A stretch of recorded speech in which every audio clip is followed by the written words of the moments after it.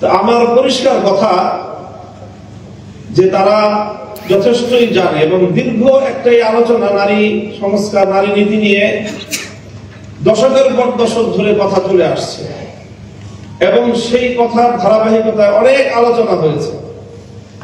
এখন তারা পশ্চিমা বিশ্বের এজেন্ডা বাস্তবায়ন করার জন্য এটাকে মোক্ষম সময় মনে করে তারা এই সংস্কার প্রস্তাবনা দিয়েছে এবং সংস্কার প্রস্তাবনা দেওয়ার সঙ্গে সঙ্গে প্রধান উপদেষ্টার কার্যালয় থেকে এটাকে লুফে নিয়ে তার ভেরিফাইড ফেসবুক পেজে ঘোষণা করা হয়েছে যে তারা অন্তর্বর্তীকালীন সরকার ক্ষমতায় থাকতে থাকতে যথাদ্রুত সম্ভব এই সংস্কার প্রস্তাবনা তারা বাস্তবায়ন করবে।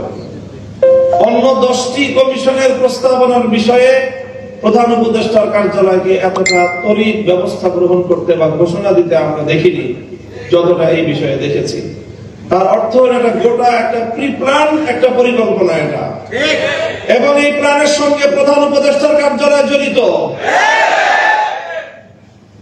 মঞ্জু ভাই বলেছেন আগে বুদ্ধিবৃত্তিক দরকার, তারপরে নাকি আমাদের মাঠে নামতে হবে বা শক্তি প্রয়োগ করতে হবে। আমি ওনার কথার সাথে শতভাগ একমত পোষণ করছি।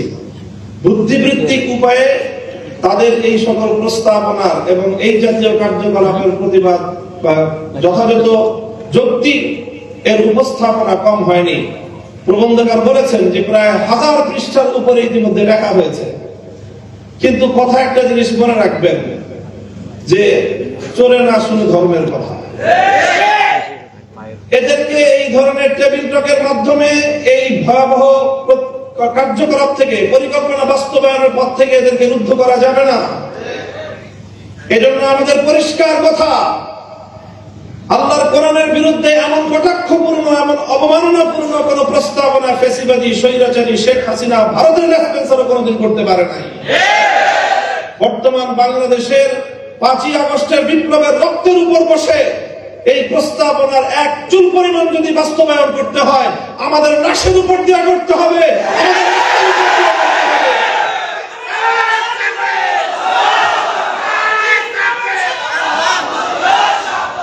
আমরা পরিষ্কার বলতে চাই, নারীর কাঁধে বন্দুক রেখে ইসলামকে ঘায়েল করবার এই দুরভিসন্ধি বন্ধ করুন।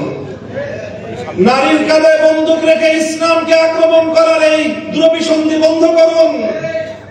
আমরা নারীদের ব্যাপারে আমাদের পরিষ্কার কথা, আমরা নারীদের ন্যায্য অধিকার চাই, সমান অধিকার নয়। সমান অধিকার দিলে নারীরা টিকতে পারবে না। সমান অধিকার দিলে নারীরা পুরুষের সঙ্গে প্রতিযোগিতা করে সমাজে তাদের প্রকৃত অধিকার বাস্তবায়ন করতে পারবে না। এই জন্যই তো সংরক্ষিত আসন দিয়ে তাদেরকে আনতে হয়।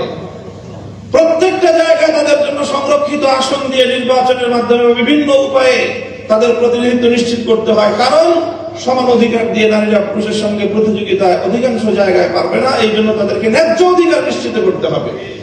ইসলাম সব জায়গায় ন্যায্য অধিকারের কথা বলেছে এবং অধিকাংশ জায়গায় নারীকে অগ্রাধিকার প্রদান করেছে। আমরা বলি ইসলাম প্রদত্ত নারীদের জন্য অগ্রাধিকার, এবং সেটাই সকল ক্ষেত্রে বাস্তবায়িত হবে ন্যায্য অধিকারের বাস্তবায়নের মাধ্যমে। কাজেই পরিষ্কার আমাদের কথা, নারীর ন্যায্য অধিকার নিশ্চিত করেন। নারীদেরকে পতিতা বৃত্তির দিকে ঠেলে দিয়ে মাতৃ সমাজের কলঙ্ক ঘটাবেন। এদেশের সভ্য সমাজ বেঁচে থাকতে আপনাদের ওই সমাজকে ধ্বংস করার, বাংলাদেশকে ধ্বংস করবার অপতৎপরতা ইনশাআল্লাহ বাস্তবায়িত হবে না। আমি আমার বক্তব্য এখানেই শেষ করছি। আবার বলছি, বর্তমান সরকারকে দেখেন, আমরা 16 বছর যুদ্ধ করেছি, আমরা ক্লান্ত। কিছুদিন আমাদেরকে একটু বিশ্রাম নিতে দেন, একটু ভালো কাজ করেন।